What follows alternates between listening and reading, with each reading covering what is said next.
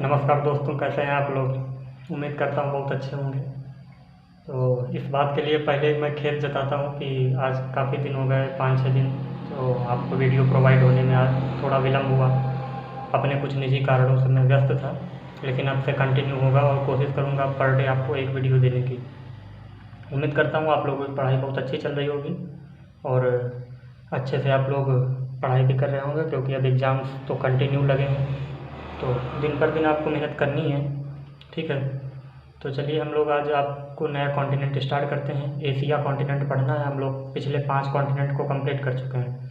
Africa किया हम लोगों ने, ऑस्ट्रेलिया किया, यूरोप किया, अमेरिका किया और साउथ अमेरिका, मतलब north America, south America, 2 America पूरे कर लिए। अब लास्ट कॉन्टिनेंट हम लोग पढ़ेंगे जो है एशिया का। ठीक, एशिया कंप्लीट करने के बाद हम लोग इंडियन ज्योग्राफी पे चलेंगे, क्योंकि अभी इंडियन ज्योग्राफी की कुछ ज़्यादा जो है दरख्वास्त आ रही है, कहने का मतलब डिमांड ज़्यादा है, तो सप्लाई भी उसी चीज़ की करनी चाहिए। ठीक, तो चलिए हम लोग without waste our time start करते हैं हम लोग अपना लेक्चर आज एशिया कॉन्टिनेंट के ऊपर। तो सबसे पहले हम लोग आते हैं एशिया का जो स्थिति और विस्तार है, इसके बारे में चर्चा करते हैं। तो देखिए, एशिया जो है, एशिया दरअसल पहले कभी यूरोप और एशिया दोनों एक दूसरे का हिस्सा हुआ करते थे, लेकिन उसमें कुछ भौगोलिक स्थितियां ऐसी पैदा हो गई जिसकी वजह से एशिया और यूरोप एक दूसरे से अलग हो गए। आइए सबसे पहले हम लोग एशिया और यूरोप को अलग करते हैं। जैसे यूरेशिया बोला जाता था ना, यूरेशियन प्लेट, यूरोप और एशियन की प्लेट, उसी तरीके से एशिया यूरोप से किस प्रकार अलग हुआ है, आइए हम लोग देखते हैं। सबसे पहले एशिया को डिवाइड करने के लिए ये आपकी जो ये दिख रहा है, ये क्या है, ये है काकेशस माउंटेन्स, काकेशस यूराल पर्वत, सॉरी यूराल पर्वत, माफ़ कीजिएगा। ठीक, ये है यूराल पर्वत आपका। यूराल पर्वत ये सीमा बनाता है, इस पे इसके समांतर एक जो है रेखा मान ली गई है, काल्पनिक रेखा, जो कि एशिया और यूरोप को अलग करेगा। ठीक, तो अब ये देख रहे हैं आप कि ये जो है आपका यूराल पर्वत है। यूराल पर्वत के जब आप दक्षिण में चलोगे तो ये पड़ेगा कैस्पियन सागर। क्या है? कैस्पियन सागर। ठीक, कैस्पियन सागर के थोड़ा सा और आप जो है पश्चिम में आओगे, ठीक, तो ये पड़ेगा काला सागर, यानी ये है ब्लैक सी। ब्लैक सी, ब्लैक सी के आप दक्षिण पूर्व में आओगे, दक्षिण पश्चिम में आओगे, ये वाला क्षेत्र, ये कौन सा है, ये है मेडिटेरियन सी। मेडिटेरियन सी यानी भूमध्य सागर। तो एशिया और यूरोप की सीमा बनाने के लिए 4 कारक आते हैं सामने, मैं इधर लिख देता हूँ। सबसे पहले यूराल पर्वत, यूराल पर्वत, इसके बाद आपका आएगा जो है इसके दक्षिण में आएगा आपका कैस्पियन सागर, ये रहा कैस्पियन सागर, और कैस्पियन सागर के जो है पश्चिम में आएगा आपका काला सागर यानी ब्लैक सी। काला सागर के दक्षिण पश्चिम में आता है आपका क्या, काला सागर के दक्षिण पश्चिम में आता है आपका भूमध्य सागर यानी मेडिटेरियन सी। तो ये आपको समझ में आ गया कि एशिया यूरोप से किस प्रकार अलग होता है। मेडिटेरियन सी जो है भूमध्य सागर, इसके उत्तर में जो है कौन सा महाद्वीप है, यूरोप, और दक्षिण में कौन सा है, अफ्रीका। ठीक, तो ये बात आपको समझ में आ गई। और इसके पूर्व में कौन सा है, एशिया। तो चलिए हम लोग आगे चलते हैं और पश्चिम में बता दें तो कौन सा सागर पड़ता है आगे, अटलांटिक महासागर। ठीक, तो ये तो हमने सीमा की बात कर ली सिर्फ। अब चलिए इसके अंदर कुछ चर्चाएं करते हैं हम लोग, विशेष देखते हैं। तो इसमें सबसे पहले हम लोग देखते हैं, अगर एशिया की शुरुआत करते हैं तो सबसे पहले हम ये जानते हैं कि एशिया जो है विश्व का सबसे बड़ा महाद्वीप है।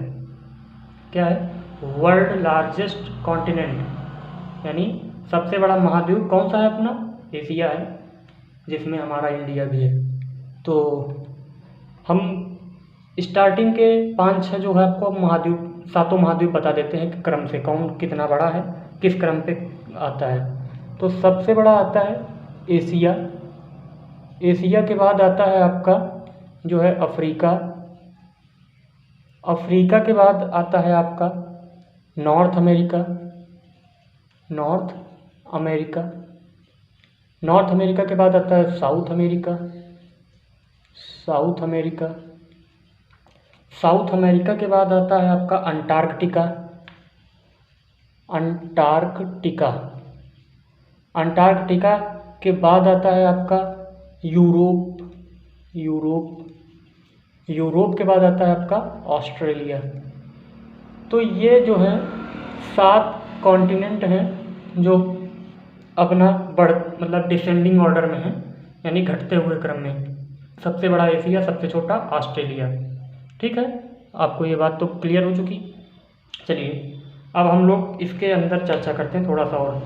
तो एशिया का सबसे बड़ा देश अब कौन सा है? अब एशिया के अंदर आ जाते हैं, या देश के पहले हम लोग इसकी सीमाएं पहले चर्चा कर रहे हैं, तो सीमा ही जानते हैं। देखिए जो एशिया है, एशिया में सबसे जो उत्तरी देश है यानी नॉर्दर्न कंट्री ऑफ एशिया वो है रसिया। देखिए इसके ऊपर कुछ है? नहीं है, इसके ऊपर तो आर्कटिक ओशन है। ठीक, सबसे जो दक्षिणी देश है वो कौन सा है बताएंगे आप? सबसे दक्षिणी देश, सबसे दक्षिणी देश है मालदीव। ठीक है, कहाँ है? भूमध्य रेखा पर है। चलिए तो मालदीव हो गया। सबसे पूर्वी देश कौन सा है इसका? अब आप कहेंगे चाइना है। नहीं, चाइना नहीं है, ये एशिया इधर तक फैला है, पूरा इंडोनेशिया तक। इंडोनेशिया के 13,000 द्वीप हैं, समझ रहे हैं आप? 13,000 द्वीप, जिसमें 6,000 द्वीपों पर जनसंख्या निवास करती है। 7,000 द्वीप खाली पड़े हैं। इतना बड़ा इंडोनेशिया है, इतने सारे द्वीप हैं। द्वीप ही द्वीप हैं समुद्र में। द्वीप क्या है? जहाँ कुछ आकृति समुद्र से ऊपर उठ गई है धरातल की, चट्टानों की वजह से, मूंगा चट्टानों की वजह से, अवसाद जमा होने से वो द्वीप बन जाता है।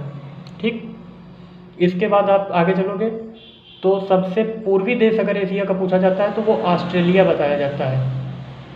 अगर एशिया का ही जो खाली बात करें तो वो है आपका यहाँ पे कौन सा पड़ता है? Papua New Guinea. ठीक, अभी आगे बात करूँगा पपुआ न्यू गिनी की बात में, लेकिन ऑस्ट्रेलिया माना जाता है।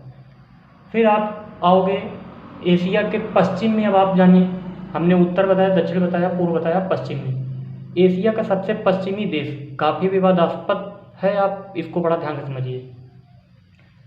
अगर जो एशिया के अंदर जो देश पूछा जाए, ठीक है, एशिया का सबसे पश्चिमी देश मैंने कहा है, सबसे पश्चिमी देश कौन सा है? टर्की। ठीक, तुर्की। तुर्की कहाँ है? एकदम भूमध्य सागर के पास है यहाँ पे। ठीक, ये यहाँ पे तुर्की। मैप में थोड़ा सा ये रफ करता हूँ पहले, अब देखिए यहाँ पे आपका तुर्की। ये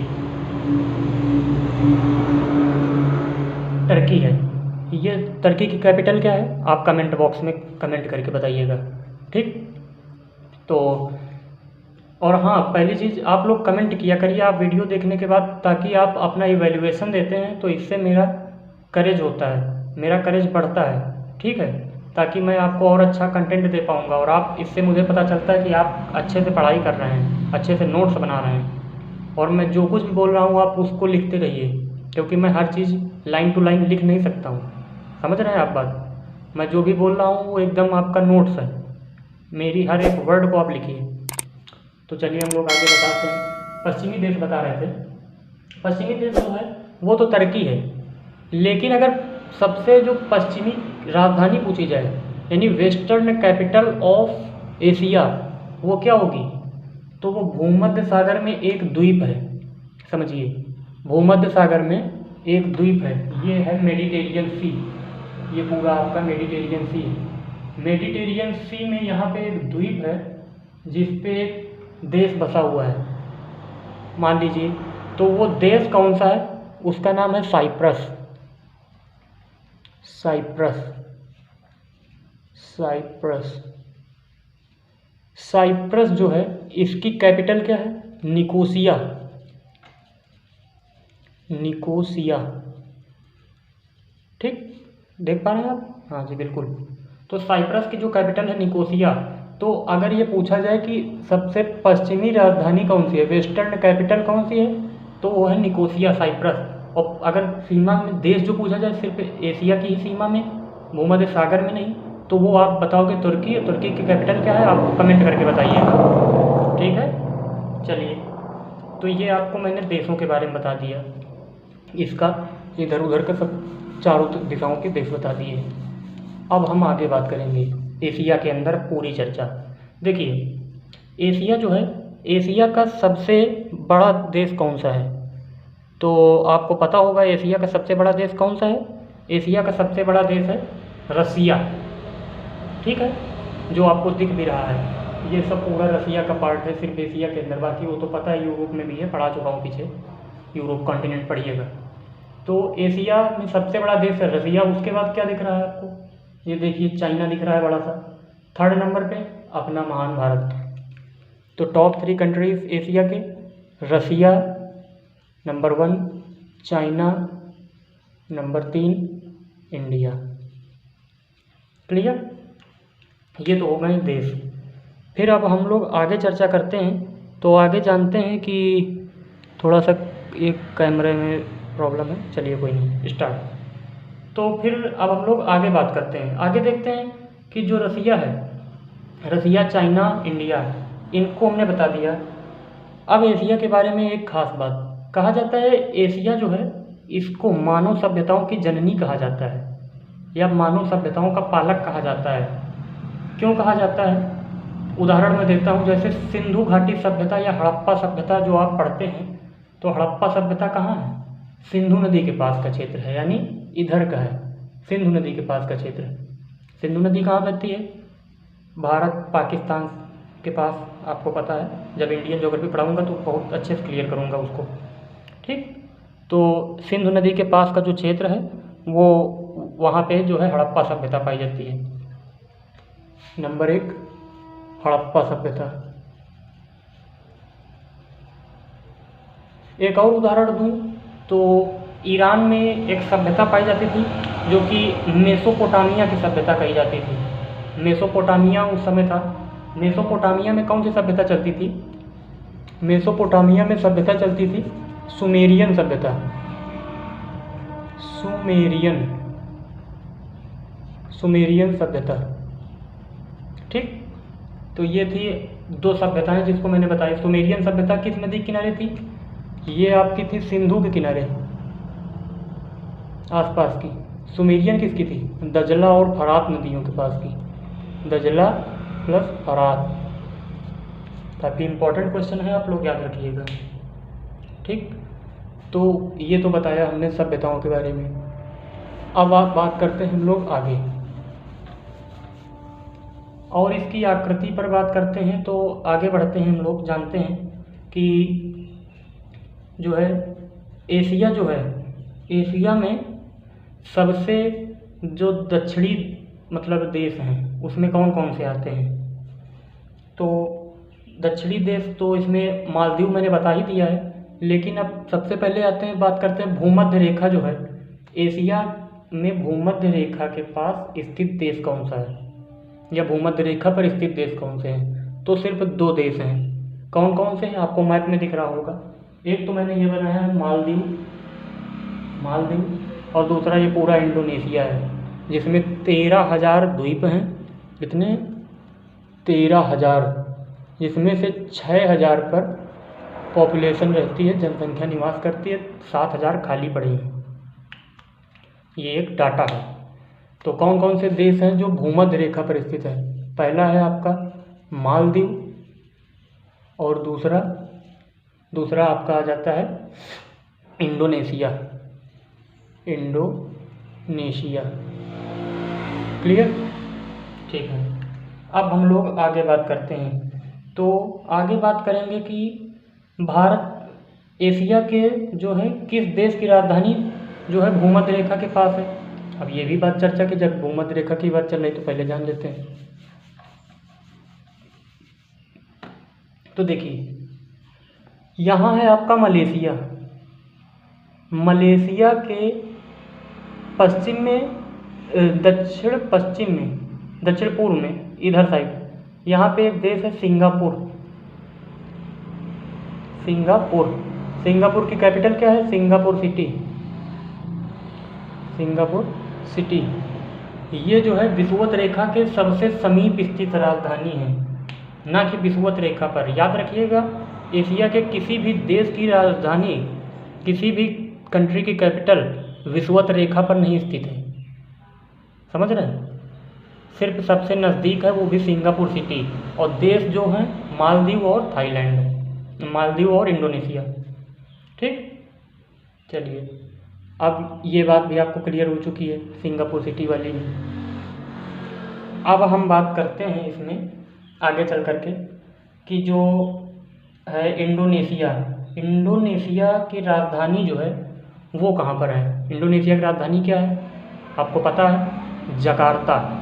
किस द्वीप पे है? जकार्ता, इंडोनेशिया ये है आपका इंडोनेशिया। इसकी कैपिटल क्या है? जकार्ता। जकार्ता कहाँ है? तो आप देखेंगे इंडोनेशिया में एक ये है सुमात्रा द्वीप। सबसे पश्चिमी द्वीप इंडोनेशिया का कौन सा है? सुमात्रा। इसके जस्ट पूर्व में एक देश है, दक्षिण पूर्व में द्वीप है जिसका नाम है, ये कौन सा है? जावा। जावा के एकदम पश्चिमी तट पर, यहाँ किनारे पर जकार्ता स्थित है। तो आपको कंडीशन पता हो गई। देखिए, आप मेरे साथ स्टडी कर रहे हैं ज्योग्राफी सब्जेक्ट की, तो आपके पास एटलस ऑक्सफोर्ड स्टूडेंट होनी चाहिए और दीवार पे मैप टंगा होना चाहिए। आपको एक ही बार पढ़ने में जितना मैं बताता जाऊंगा उतना आपको दिमाग में आपके सेट होता जाएगा। और समझिए, जब एक बार बात सेट हो जाती है तो फिर आपको बार बार पढ़ने की ज़रूरत नहीं पड़ती है। आप एग्री हैं हमारी बात से? जी हाँ, बिल्कुल होंगे। तो आगे चलिए हम लोग बात करते हैं, आगे बात करेंगे। फिर अब हम लोग चलते हैं जो है, इसके बाद सुमात्रा हो गया। अब इंडोनेशिया का जो सबसे बड़ा देश है उसकी भी बात कर लेते हैं। आपको बता दें कि इंडोनेशिया का सबसे बड़ा देश है बोर्नियो। बोर्नियो, ठीक, बोर्नियो ये है। ये कहाँ है? जकार्ता के पूर्व में है। ये मैंने बना दिया बोर्नियो, ये बोर्नियो। अब बोर्नियो सबसे बड़ा है तो जाहिर सी बात है इस पर अकेले किसी देश का अधिकार नहीं है, इस पर 3 लोगों का अधिकार है। कौन कौन है भैया? ये मैं कुछ डिवाइड करता हूँ, आप समझिए, ठीक है। जो ये दक्षिणी हिस्सा है इस पर जो राइट्स है, जो अधिकार हैं, वो हैं आपके इंडोनेशिया के। इंडोनेशिया। जो आपका ये पूर्वी हिस्सा है इस पर किसका है? पपुआ न्यू गिनी, ठीक। जो आपका ये पूर्वी पश्चिमी हिस्सा है ये वाला, इस पर है आपका मलेशिया का अधिकार। मलेशिया, मलेशिया की कैपिटल क्या है? कमेंट में बताइएगा आप, ठीक। तो ये मैंने बता दिया बोर्नियो के बारे में। अच्छा, अब हम बात करते हैं आगे जो है न्यू गिनिया। न्यू गिनिया के बारे में जान लेते हैं। तो न्यू गिनिया का सबसे जो पश्चिमी भाग है, पश्चिमी वाला भाग यानी वेस्टर्न जो भाग, न्यू गिनिया है कहाँ? पहले आप ये जान लीजिए। तो न्यू गिनिया जो है सबसे पूर्वी द्वीप है इंडोनेशिया का, ये रहा न्यू गिनिया। यहीं पे ऑस्ट्रेलिया और न्यू गिनिया के बीच में एक खाड़ी पाई जाती है। मैं आपको ऑस्ट्रेलिया कॉन्टिनेंट जब पढ़ा रहा था तब बता चुका हूँ कि उसका नाम क्या था? वे ऑफ टॉरेस, टॉरेस की खाड़ी, टॉरेस की खाड़ी, ठीक।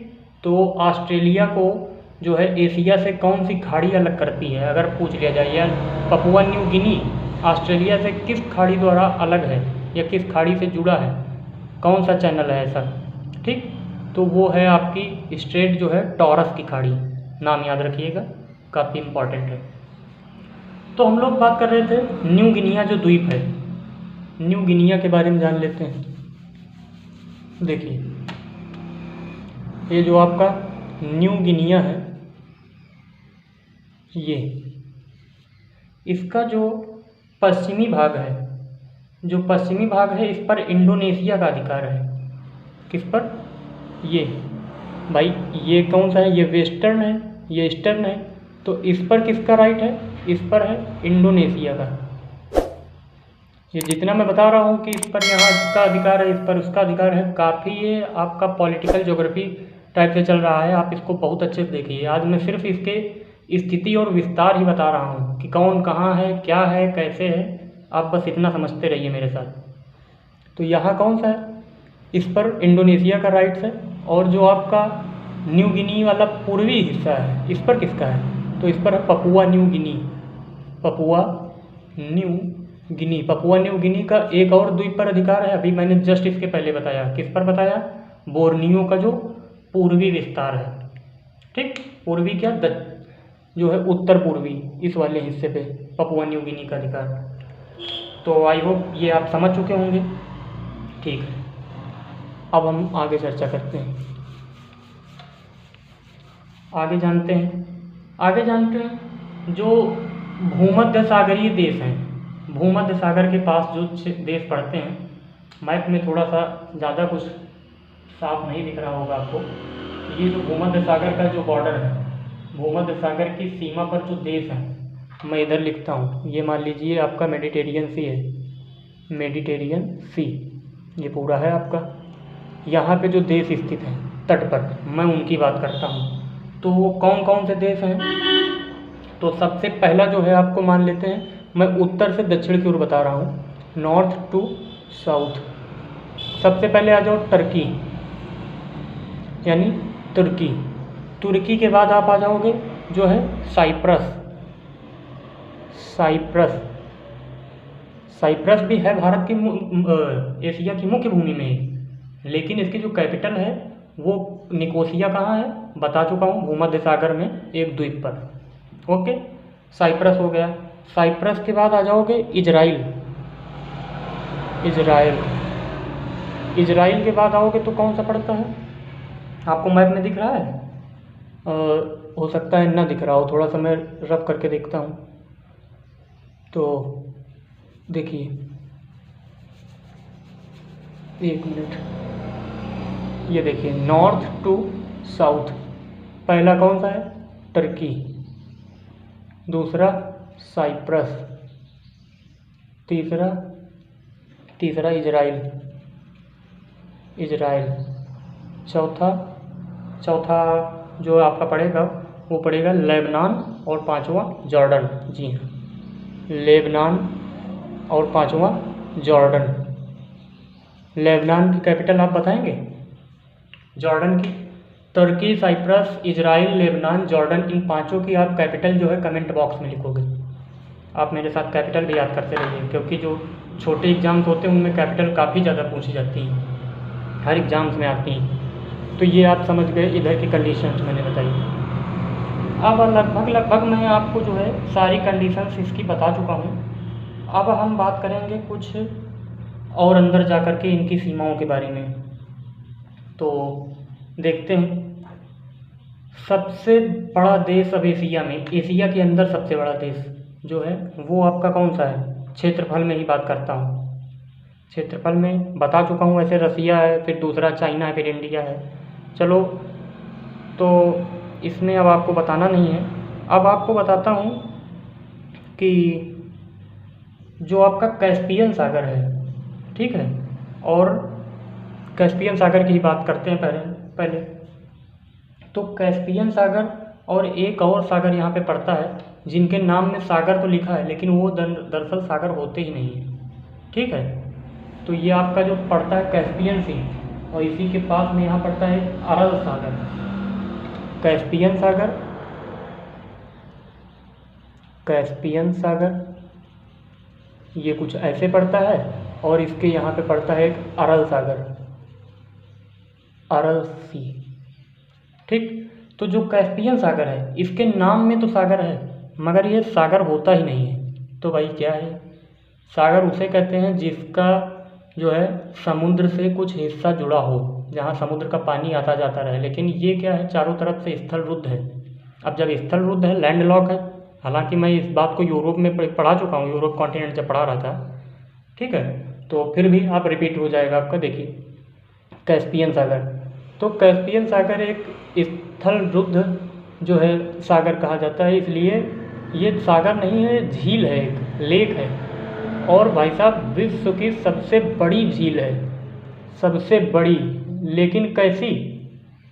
सबसे बड़ी तो है लेकिन खारे पानी की सबसे बड़ी है, यानी सलाइन वाटर, खारे पानी की, खारे पानी की।